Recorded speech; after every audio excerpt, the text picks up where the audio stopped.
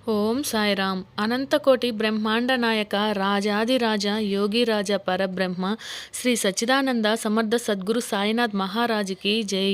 సాయి భక్తులందరూ ఎలా ఉన్నారు ఫ్రెండ్స్? ఆ సాయినాథుని దయ వల్ల మీరందరూ బాగుండాలి, అందులో నేను ఉండాలి అని మనస్ఫూర్తిగా కోరుకుంటూ ఈరోజు వీడియోనైతే ప్రారంభిస్తున్నానండి. ఈరోజు వీడియోలో బాబాగారు మనతో ఏం చెబుతున్నారు అంటే, బిడ్డ, ఈ శుక్రవారం రాత్రి 11 గంటలలోపు శుభవార్త వింటావు. వెంటనే దుర్గమ్మ తల్లిని తాకి ఆ శుభవార్త ఏంటో తెలుసుకో తల్లి అని బాబాగారు అంటున్నారండి. ఆ బాబాగారు అంటున్న ఆ సందేశంలోని అర్థం ఏంటి అనేది మనము ఆయన మాటల్లోనే తెలుసుకుందాము. బిడ్డ, ఇప్పటి వరకు నిన్ను వేధిస్తున్న సమస్యలు, చిక్కుముడులు అన్నీ కూడా విడిపోయాయి. ఇంకా ఈ రోజు నుండి సంతోషాలు వెల్లువెత్తుతాయి తల్లి. ఆ దుర్గమ్మ ఆశీర్వాదం నిండుగా ఉంది. ఎప్పుడు కూడా ఆ అమ్మ చల్లని చూపు పడిన వాళ్ళ కష్టాలు తీరుతాయి. నీవు పడ్డ కష్టాలు ఎన్నో రెట్ల ఆనందాన్ని అందుకొని ఆశ్చర్యపోయే సమయం ఇది. నువ్వు పడ్డ కష్టాలన్నీ కూడా ఈ రోజుటితో పూర్తయిపోయి అంతకు రెట్టింపు ఆనందాన్ని అందుకునే సమయం అయితే నీకు దరిచేరింది తల్లి. ఇది ఎలా ఉంటుందంటే, ఏది తలుచుకున్నా తక్షణమే జరుగుతుంది. అందుకోసం నీవు పెద్దగా శ్రమించాల్సిన పని లేదు. అయితే ఒక చిన్న పని మాత్రము చేయాల్సి ఉంటుంది తల్లి. అదేంటో చెప్పే ముందు నీకు కొన్ని సంగతులు చెప్పాలి. వింటావు కదా తల్లి? నీ యొక్క ప్రతిరోజు ఆనందంగా ఉంటావు. ఇప్పటి వరకు ఎంత కష్టపడ్డావో అంత సుఖపడతావు. ఏ విషయమైనా నీకు అనుకూలంగానే ఉంటుంది తల్లి. నీ మనసులో ఏది జరగాలి అని కోరుకుంటావో అదే అప్రయత్నంగా జరిగిపోతుంది. అయితే జాగ్రత్తలు కూడా చెప్పాలి కదా, అది నా బాధ్యత తల్లి. ఏవైతే నువ్వు చెయ్యాలి అనుకుంటావో అవి నీ మనసులో అనుకున్నప్పుడు అవి జరిగిపోతాయి. ఎప్పుడు కూడా మంచి మాటలే మాట్లాడు, మంచి ఆలోచనలే చెయ్యి. ఎందుకంటే ఇది నీ సమయం. నీవు ఏది అంటే అది జరిగే సమయం. అందుకే మంచి జరగాలి అని కోరుకో తల్లి. అది నీకైనా ఎదుటివారికైనా. నీవు తప్పు చేసే అప్పుడు నీ మనసుకి అనిపిస్తుంది కదా, నేను చేసేది తప్పు అని. అప్పుడు నీవు ఆలోచించు. నా నామస్మరణంతో ఒప్పు వైపు అడుగు ముందుకు పడేలా చూసుకో తల్లి. నా ఆశీర్వాదము ఎప్పుడు ఉంటుంది. నీవు ఎప్పుడు సంతోషంగా ఉంటావు. దీనివల్ల నీకు ఆర్థిక లాభం చేకూరుతుంది. లేమి అన్నది అస్సలు ఉండదు తల్లి. ఇతరులపైన నీవు దయ చూపడం, వాళ్ళకి నీవు చేసే సహాయం నాకు సంబరంగా ఉంది. చాలా సంతోషంగా కూడా ఉంది తల్లి. నీవు చేస్తున్న ఈ సేవలు అందుకున్న వారు ఎంతో సంతోషంగా ఉంటారు. వారి సంతోషం నీ పిల్లలకు మాత్రమే కాదు తల్లి, నీ వంశాన్ని అభివృద్ధిలోకి తెస్తుంది. అంతేకాదమ్మా, నీ వంశంలో వాళ్ళు తరతరాలు ధనానికి లోటు లేకుండా జీవిస్తారు. ఈ సేవా కార్యక్రమంలో ఎటువంటి అడ్డంకులు లేకుండా నేను చూసుకుంటాను తల్లి. దానికి అవసరమైన ధనం సమకూరేందుకు తోడ్పడతాను. నీవు ఎవరికి ఏమి పంచావో అది కొన్ని రెట్లు వచ్చి చేరుతుంది. అయితే అవి నీవు చేసే ముందు నీ కుటుంబ బాధ్యతలు నెరవేర్చు. అప్పుడే వాళ్ళు మద్దతు నీకు ఉంటుంది తల్లి. అప్పుడు మనస్ఫూర్తిగా ఏదైనా చేయగలవు. నీవు చేసిన శ్రమకి తగిన ఫలితము అందుకునే సమయం వచ్చినప్పుడు ఎందుకు అంత దిగులుగా ఉన్నావమ్మా? ఇంకా నమ్మకం కుదరడం లేదా తల్లి? నేను ఎన్నడూ కష్టజీవులను వదిలిపెట్టను తల్లి. నీ కష్టం ఏంటో నీకన్నా నాకే బాగా తెలుసు. నీవు రేయింబగలు ఎంత కష్టించావో అదంతా కూడా నాకు తెలుసు తల్లి. రెయ్యి పగులు తేడా లేకుండా మరీ కష్టించావు. ఆ కష్టానికి అంతకు రెట్లు నిన్ను ఆనందాన్ని చేస్తుంది తల్లి. నీవు ఏ పనిని దైవంగా భావించావు, నీవు చేసే ప్రతి పనిని కూడా దైవంతో సమానంగా చేశావు.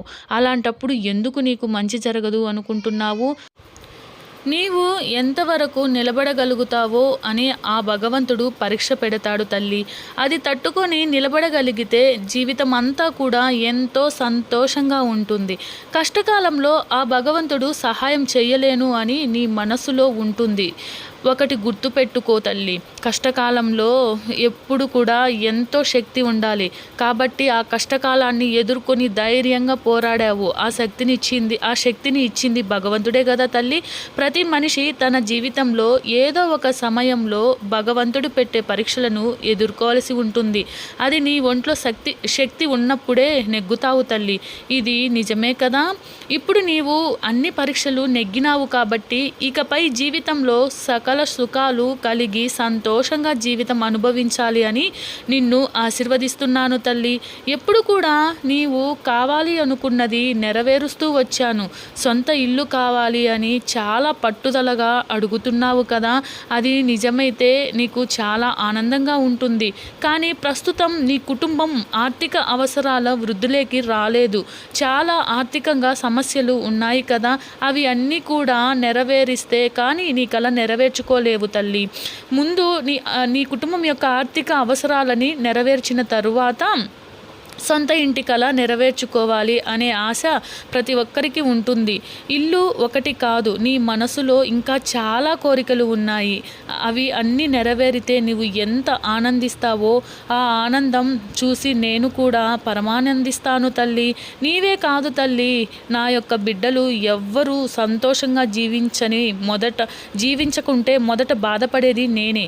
ప్రతి ఒక్కరి సంతోషం చూసి మొదట సంతోషించేది కూడా నేనే. ఎందుకంటే మీరు నన్ను మీ తల్లిదండ్రుల స్థానంలో ఉంచారు కనుక తల్లి, ఇల్లే కాదు నీ మనసులో ప్రతి కోరిక నెరవేర్చి నీ లక్ష్యం చేరే అవకాశం ఇస్తాను. నీకు ఎలా ఇల్లు నిర్మించుకోవాలి అనుకున్నావో అలానే నిర్మించుకుంటావు. ఇప్పుడు కాదు, ఈ బాబా చెప్పినట్లు విను తల్లి. ఎవ్వరిని కష్టపెట్టకు. నీకు మంచి గడియలు వచ్చే రోజు దగ్గరలోనే ఉంది. నీ 12 సంవత్సరాల తపస్సు ఫలించి కష్టాలను ఎదిరించి కాలం వెళ్ళబుచ్చావు. కానీ అంతా బాగున్న సమయంలో నీ కుటుంబం అంతా కలిసి షిరిడీ రావాలి అనే కొద్దిగా ధనం కూడా పోగు చేసి దాచావు. కానీ ఆ ధనము ఖర్చు చేసుకునే సమయంలో నీ ఇంటి ఖర్చులకి ఉపయోగించాల్సి వచ్చింది. నీవు అప్పుడు ఎంత వేదన అనుభవించావో నాకు తెలుసు తల్లి. నీవు అప్పుడు పడే బాధ నాతో చెప్పావు. బాబా, నేను షిరిడీకి వద్దామని ధనం దాచుకున్నాను, కానీ అవసరాల కోసమై ఆ సొమ్ముని నేను ఉపయోగించుకున్నాను బాబా అని పదే చెప్పి బాధపడేదానివి కదా. కానీ నువ్వు నాకు క్షమాపణలు ఏమీ చెప్పాల్సిన అవసరం లేదు తల్లి. ఎందుకంటే ఆ సొమ్ము మీరు విలాసాలకు, ఆనందాలకు, సంతోషాలకి ఖర్చు చేయలేదు. పిల్లల ఆకలి తీర్చేందుకు ఖర్చు చేశావు. నేను సంతోషించాను. నీవు నాకు క్షమాపణలు ఏమీ చెప్పాల్సిన అవసరం లేదు. పసిపిల్లల కడుపు నింపే కంటే నీవు ఇచ్చే కానుకలు నాకు విలువైనవి కాదు తల్లి. అందుకే నీవు చేసిన పనికి నాకు చాలా సంతోషం అనిపించింది తల్లి. నీ 12 సంవత్సరాల ఎదురు చూపులు ఇప్పటికీ నెరవేరాయమ్మా. మీ కుటుంబానికి ఉన్న అప్పులు తొలగించే అంత సొమ్ము నేను ఇవ్వడానికి ఇప్పటికీ సమయం వచ్చింది. కానీ ఆ రోజు నుండి ఈ రోజు వరకు ఏదో ఒక విధముగా భోజనం దొరికింది. అవునా తల్లి? చెడు కర్మలు తొలగే వరకు నేను కనీస అవసరాలు అందిస్తాను. మీ చెయ్యి వదలను. నా మీద నమ్మకంతో నన్ను ఆరాధించే మిమ్మల్ని ఎప్పుడు కూడా నేను వదిలిపెట్టను. నా మీద నమ్మకము, ఆ నమ్మకమే మిమ్మల్ని ముందడుగు వేసేలా చేస్తుంది. ఆ నమ్మకము ఈరోజు మిమ్మల్ని ఇంత ఉన్నతమైన స్థానానికి తీసుకొచ్చింది. మీ జీవితము పూర్తిగా సంతోషంగా జీవిస్తారు తల్లి. నీ ఓర్పు, సహనానికి ఇచ్చిన బహుమతి ఇది. అహంకారం, గర్వం నీ దరిదాపులోనికి రానీకు. ఎవరిని చులకనగా చూడకు. అలా చూస్తే కలిగే బాధ నీకు అనుభవమే కదా తల్లి. కనుక వీలైనంత వరకు అవసరాలకు సహాయపడు. నీ కొరకు శుభవార్తలు అందుకునే సంబరాలు చేసుకునేందుకు సిద్ధంగా ఉండు. నా ఆశీర్వాదము, దుర్గమ్మ తల్లి ఆశీర్వాదాలు నీకు ఎప్పుడూ ఉంటాయి. నీకు వీలైతే ఈరోజు శుక్రవారం కదా తల్లి, ఈరోజు అమ్మవారి దుర్గమ్మ గుడి కానీ లేదా ఏదైనా అమ్మవారి గుడికి వెళ్ళి 9 ప్రదక్షిణాలు కానీ 11 ప్రదక్షిణాలు కానీ చేసి ఎవ్వరితోనూ మాట్లాడకుండా, చెడుగా ఆలోచించకుండా, అనవసరంగా ఆందోళన పడకుండా మంచిగా ఇంటికి వచ్చినట్లయితే నీకు అంతా మంచే జరుగుతుంది తల్లి. ఈ సాయినాథుడు ఎప్పుడు కూడా నీ వెంటే ఉంటాడు. ఇన్ని రోజుల నీ కష్టాలు అన్నీ కూడా తొలగిపోయి నీకు సంతోషకరమైన సమయము ఇప్పుడే, ఈ క్షణమే ఆసన్నమైంది తల్లి. ఆ దుర్గమ్మ తల్లి చల్లని చూపు కూడా నీ మీద ఉంటుందమ్మా. ఈ సాయినాథుడిని నమ్మిన వారిని ఎప్పుడు కూడా చెయ్యి వదిలిపెట్టడమ్మా. ఎప్పుడు కూడా వారి కష్టకాలంలో వాళ్ళకి తోడుగానే ఉంటారు. వాళ్ళ కర్మ ఫలితము పోయే వరకు కూడా వాళ్ళ నిత్యావసరాలు తీరుస్తూ వాళ్ళని కాపాడుకుంటూ ఉంటారు తల్లి.